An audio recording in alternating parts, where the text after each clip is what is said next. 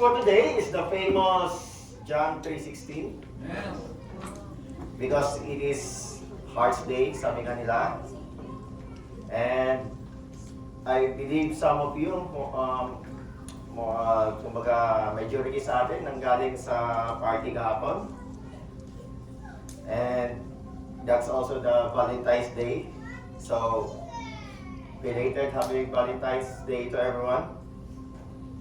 And I don't know kung sinong nag-invent ng Valentine's, but ayon sa nabasa ko, nag-invent daw ng Valentine's ay mga businessman. Para makabenta ng cards and roses.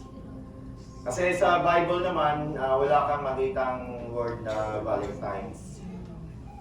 And merong hearts, di ba? Merong about hearts. It talks about hearts, usually. Kaya nga sa isa sa mga verses doon, if you want a new heart, ask God, and He will give you a new heart.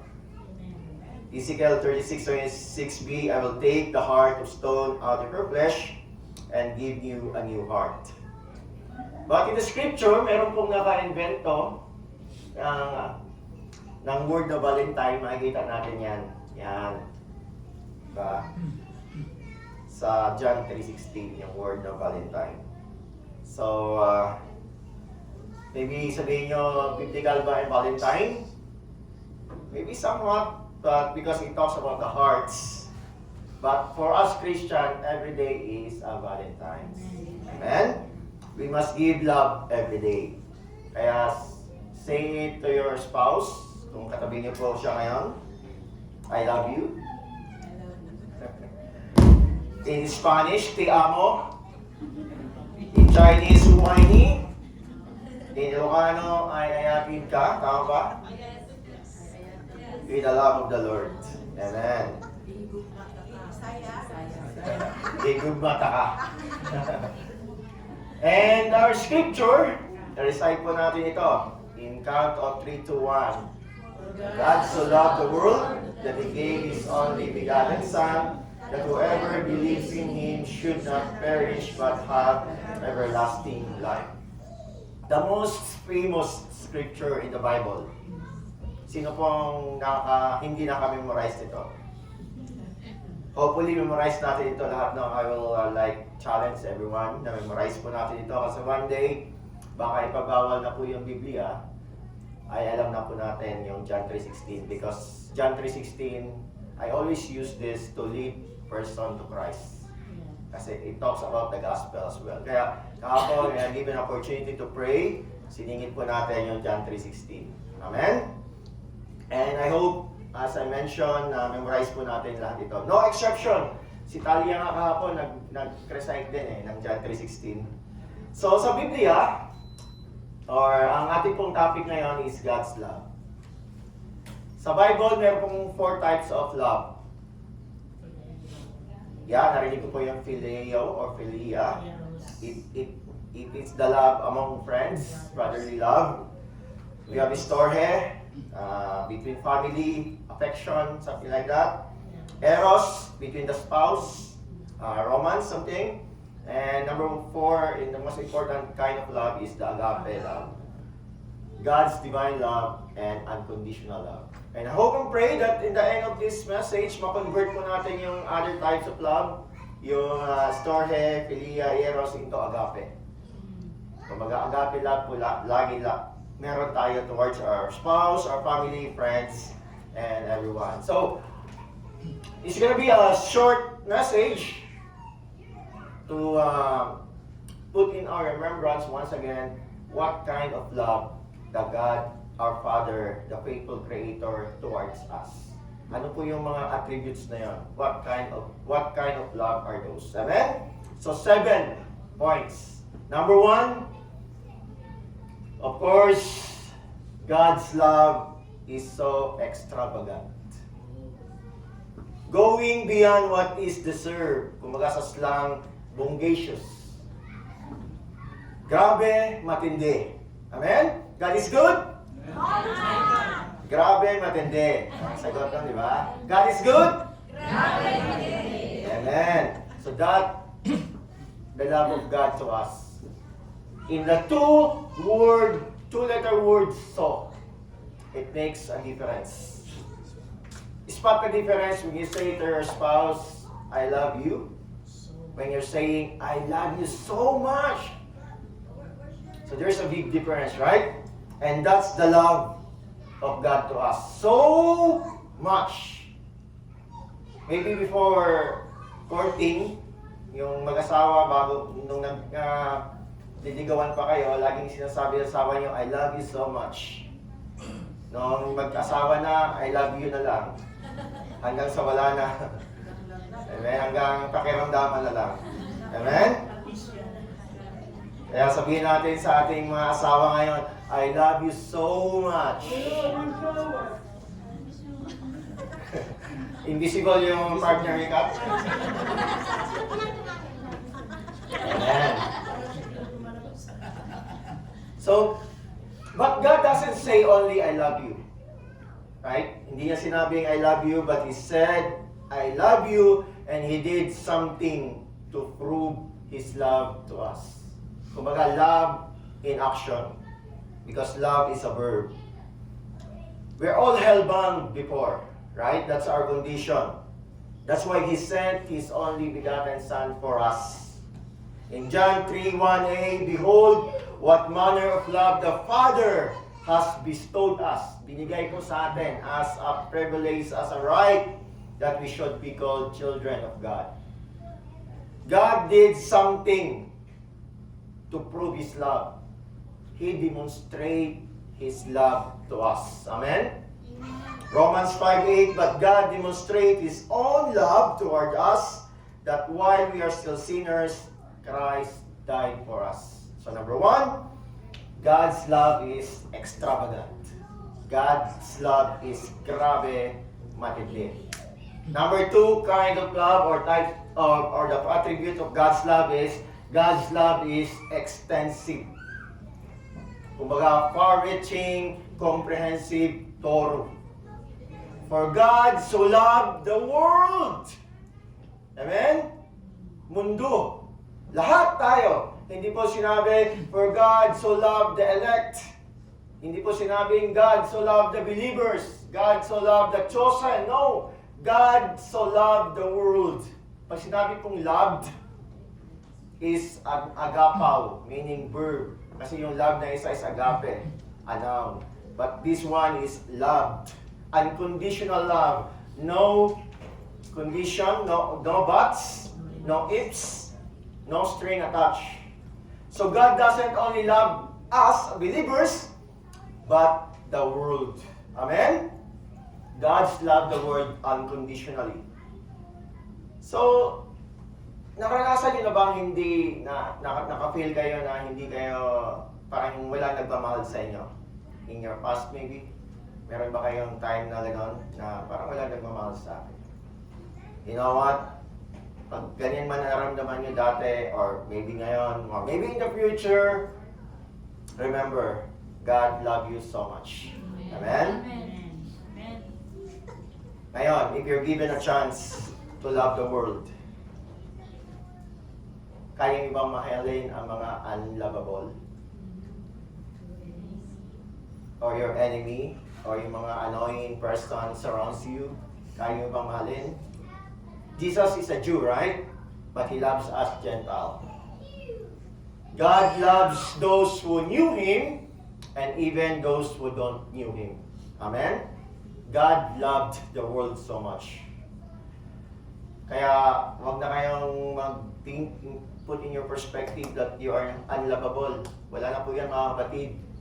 Because God's love you so much. Amen? Kaya po isa sa mga vision natin, ang vision po natin sa church is gospel. Good news of salvation be preached to everyone with love. Kaya po, we will go to the world to express the love of God to them. No restriction, no favoritism. Every nation, every race, every tribe in this earth that we live in, we must love them. Amen? Kaya po, meron tayong tagline sa church, loving people, loving God, loving God, loving people, serving God, serving people. Amen. So nobody God can't love. Can you think of someone, kakilala ninyo, na tingin nyo unlovable tapos wala nang hope? Yung bang wala nang pag-asang tao ito? You know what? God loved them so much. Amen? God loves is extensive. When God's manifested His love is a package, comprehensive. Mga insurance natin, minsan, yung mga lumang car is third party lang, di ba? Kumbaga one way, hindi comprehensive. But ang pag-ibig po ng Diyos ay comprehensive. God loved the world and every individual with the same intent. Walang favoritism. Mga nanay, minsan pag maraming anak, may mga favoritism, di ba? Mas, sinong favorite mo lani? Wala, di ba? Pare-paras lang.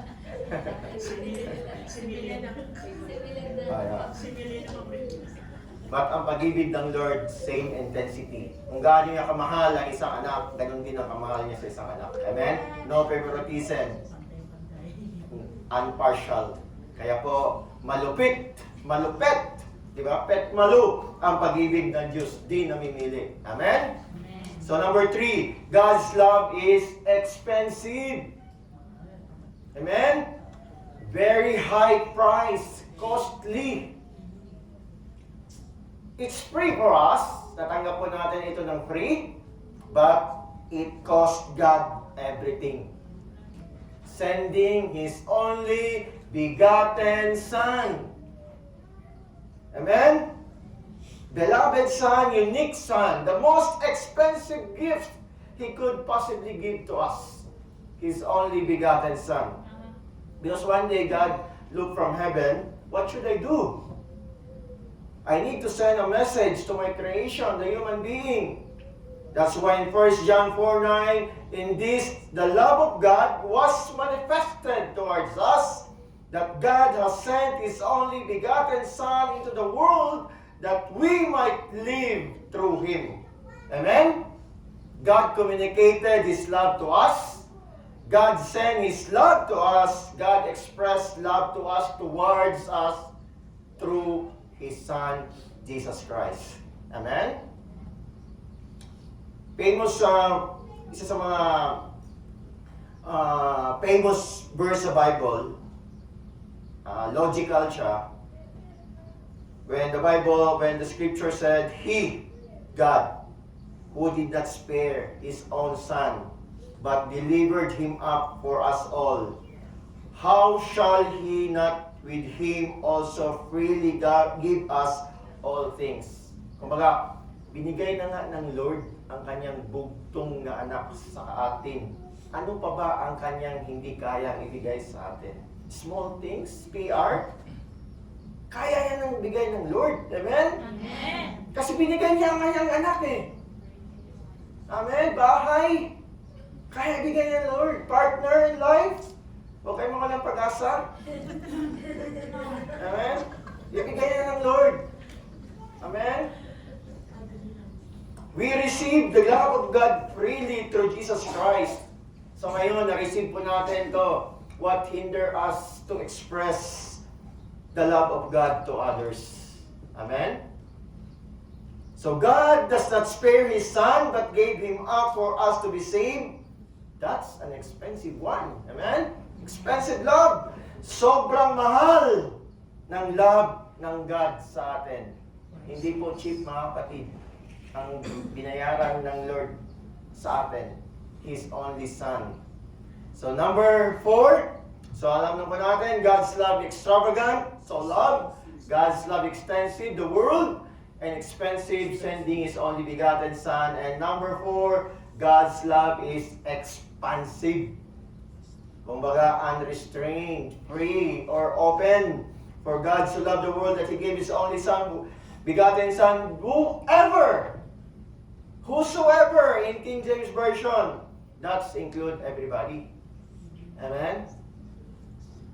And we're glad that God put the word whatever, or whoever, or whosoever, in John 3:16, wala siyang nilagay na specific name. Wala siyang nilagay na tribe, race, nation, whoever. Whosoever. Kaya po mga kapatid, think of a person right now. Maybe a family, friend, or co-worker that you want to be saved.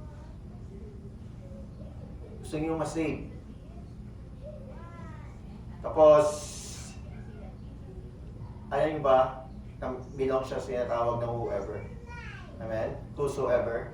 Kasama siya po mga kapatid. Kaya declare po natin, yung whosoever na yan, palitan po natin ng kanyang name. May naisip pa po kayang name niya?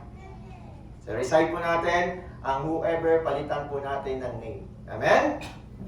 Okay, 3, 2, 1. For God so loved the world that He gave His only begotten Son, that my boss, Sean, believes in Him will not perish, but have everlasting life.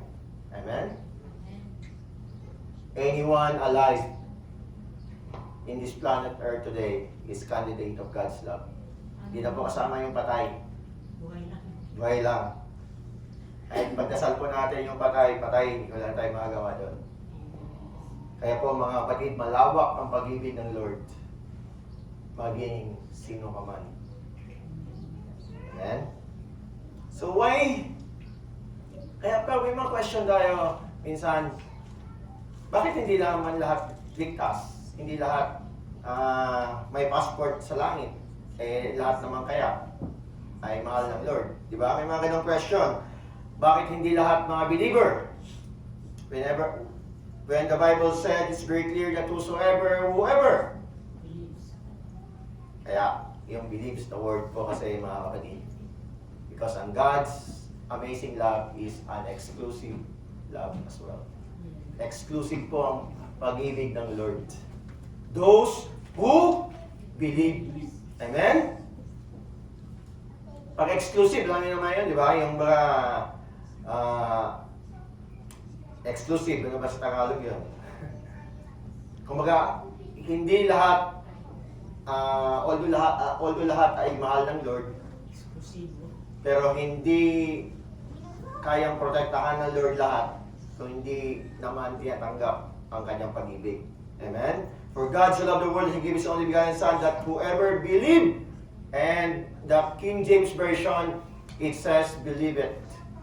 Pag may narinig ko kasi believe it, pag ETH yan, is a continuous belief. Kumbaga kung 10 years ago, dineclare mo yung faith mo kay God, dineclare mo yung faith mo kay Jesus, you believe, you must declare it every day. Amen? It's believe it. Believes in Him. Kaya po, yung word na believe, ang surrounding nito sa context na to, I believe 4 times na mention yung word na believe. Amen? Because, you know what? God's love is useless if we don't believe. God offered His love to us, to the world, to everyone. In-offer niya. Yan yung kanyang part. And what's our part now? We must accept, receive God's love. Dahil lang kasimple mga kapatid. Because God's love is a free gift. Same as a gift that we receive from others or from our loved ones. How we will enjoy it? Receive. Amen? God loved the world, but the world must receive it. Amen? Available lahat sa whosoever believes is the recipient of God's love. Because there's no difference between knowing God's love, between receiving the love of God. Amen? Even the demon knew God, but they are not saved, right? So we must receive. Amen? So you hear today the love of God. You knew it already, but it's not the end that you know already the love of God. You must receive the love of God. Amen? Kaya sabihin natin, I receive God's love through Jesus Christ. Amen. Kasi po sa mundo may mga pikot, di ba? May mga pinipikot ng iba. Sino bang napikot? Pikot ka ba? Pero sa pag-ibig ng Lord, walang pikutan. He cannot force us to love Him. Amen? We must have a choice. He just offered it. extend His arms, welcoming us.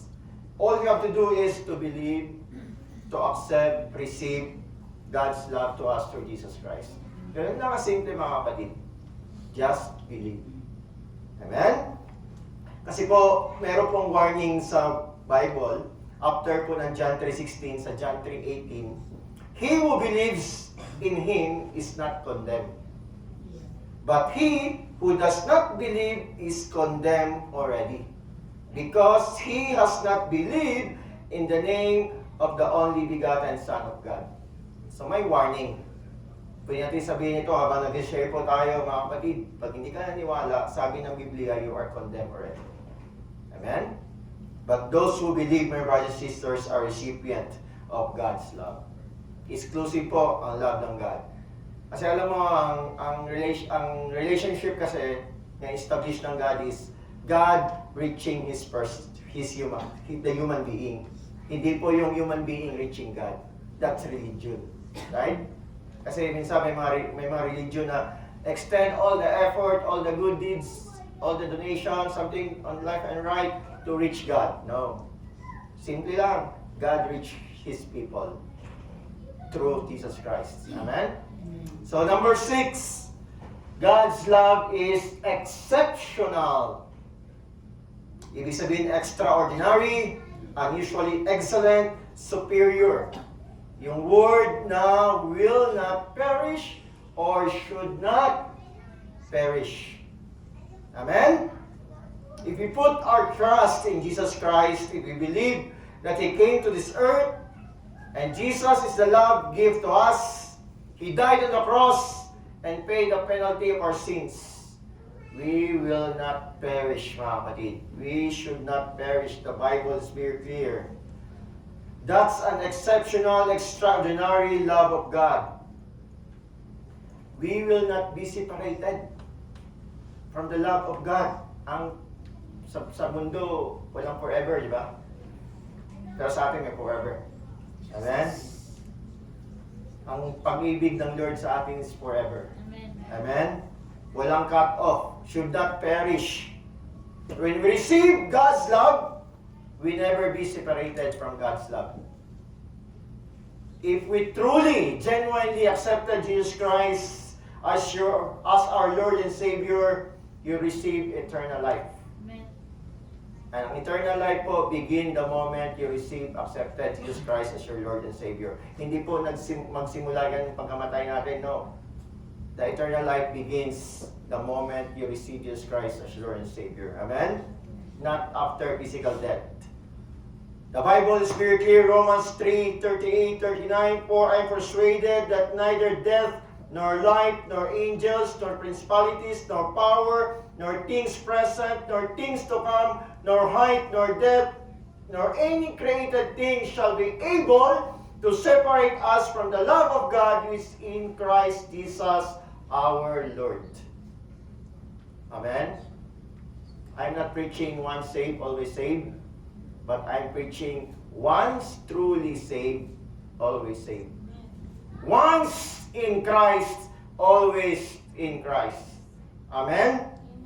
And I give them eternal life. In John 10:28, they shall never perish, neither shall anyone snatch them out of my hand. Romans 8:1, there is therefore no condemnation to those who are in Christ. For example, mga nanay, mga tatay, pag binigyan nyo ba yung anak ninyo ng gift, pinabawi ba ng nanay, tatay? Hindi, di ba? Pag bigayan ba kayo ng regalo, mayroong bang bawian? Although minsan may narinig tayo sa mundo na sa ulian ng kandila ba yun? Pag nag-aaway, pag hindi napapautang, kung sa ulian lang tayo ng kandila. No. Pero ang pag-ibig ng Lord, hindi. Walang sa ulian. Amen? Once binigay niya sa atin, wala nang saulian yan. Amen? If you truly, genuinely receive the Lord Jesus Christ as Lord and Savior, you're forever saved. Amen? God's love is exceptional, extraordinary, special po ang pag-ibig ng Lord. Should not perish. And lastly, finally, after the 6 X's Puro X kasi yan, extravagant, extensive, expansive, exclusive, expensive, exceptional. Let's go to the best part. Number 7, save the best for last. Love of God is eternal. Amen? Everlasting life. Why God love us so much? Because He wants to spend our eternity with Him. Amen? That's the purpose. That's the bottom line. Amen? Everlasting life. Our present gift is everlasting life. Some version of the Bible, eternal life. Sinabi ba dyan temporal? No. Eternal. Amen? Our present gift is eternal. Hindi po temporal, mga kapatid. You have it now. And that's why the love of God is eternal as well. Is that amazing? Amazing talaga itong verse na to. Amen. Kasi it begins with God that has no beginning. And it ends with a life that has no ending. Amen? It starts with the eternal God, ends with the eternal life. And in the middle, the Lord Jesus Christ. And we know that Jesus Christ is our mediator. He said that I am the way, the truth, and the life. No one comes to the Father except through me. Amen? Kaya sabihin nyo sa sarili nyo, amazing! Amazing! Amen. Amazing talaga ang pag-ibig ng Lord. Amen? Amen. So once again, mga kapatid, recite po natin ang John 3:16. God so loved the world that He gave His only begotten Son. Whoever believes in Him should not perish but have everlasting life. So i-summarize po natin yan, mga kapatid. God's love is number 2, extensive, yung world. Number 3, expensive, sending His Son, Jesus Christ. Number 4, expansive, whoever. And exclusive to those who believe. And of course, exceptional, should not perish. And eternal. Check na natin ito tama. Amen. Kaya po ito po yung challenge natin sa bawat isa. Na-receive po natin ito, yung amazing love of God. Kaya challenge po, huwag tayong ma-complacent, na ma-remain lang tayo na huwag tayong maging selfish, kumbaga. We must express the love of God to others. Kumbaga, mouthpiece tayo ng God's love to everyone. Amen? Kaya ito po yung challenge po natin. Hopefully, next time ay meron tayong mabalitaan na na-express po natin yung love ng God sa iba. Amen? Amen. So ito po yung challenge natin. Go, share the love of God. Amen? Amen. Okay po, can we rise again? And can we give a shout of love to our Lord Jesus Christ? I love you, Lord. I love you, Jesus.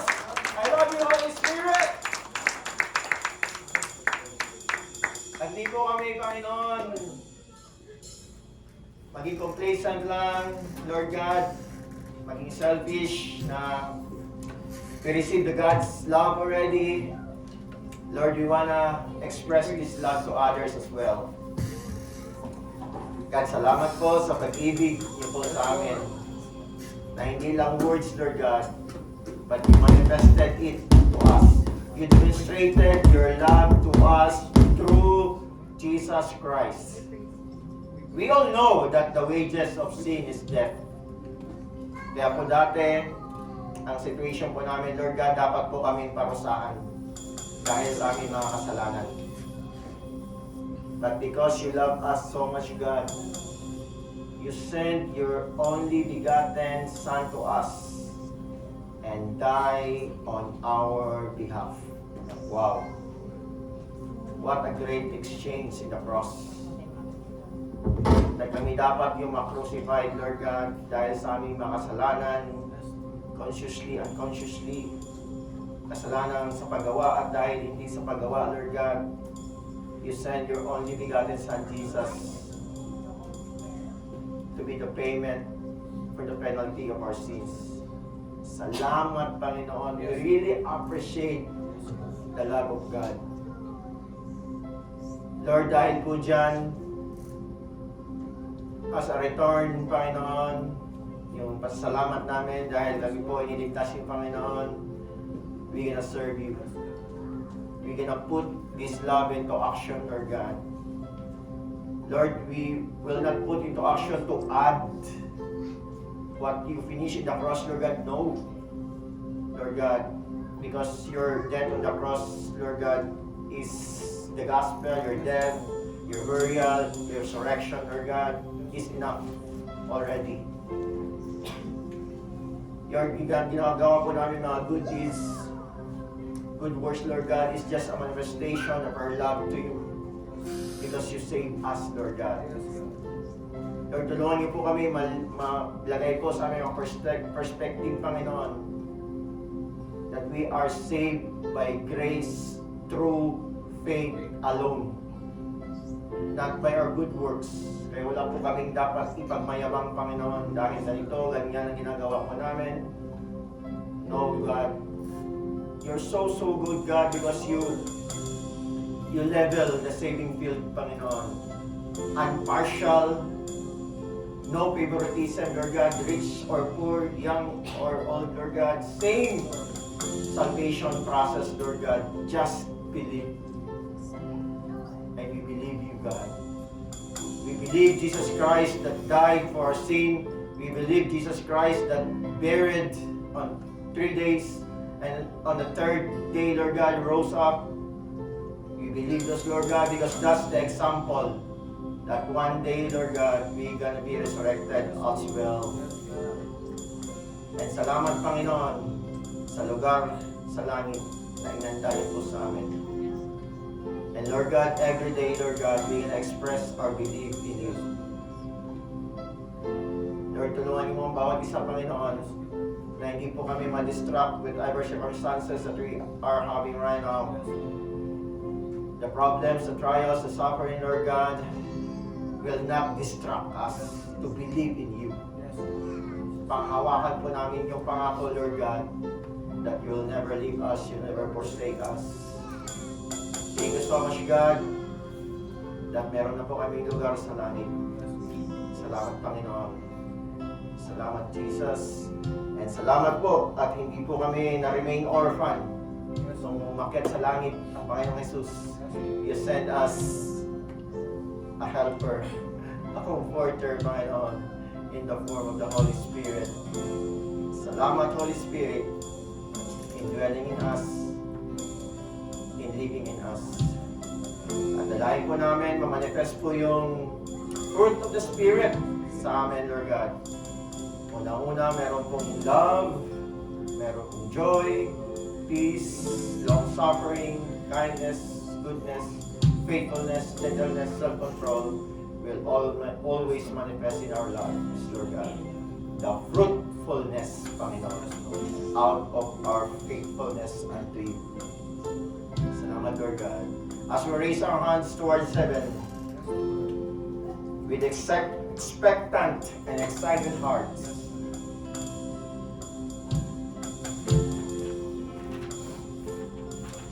the Lord bless you and keep you. The Lord make His face shine upon you and be gracious to you. The Lord lift up His countenance upon you and give us all peace. And that peace is a blessing of shalom. Nothing missing, nothing lacking, nothing broken. And we receive them in the name of the Father and the Son and the Holy Spirit, and all will say aloud, Amen. Amen.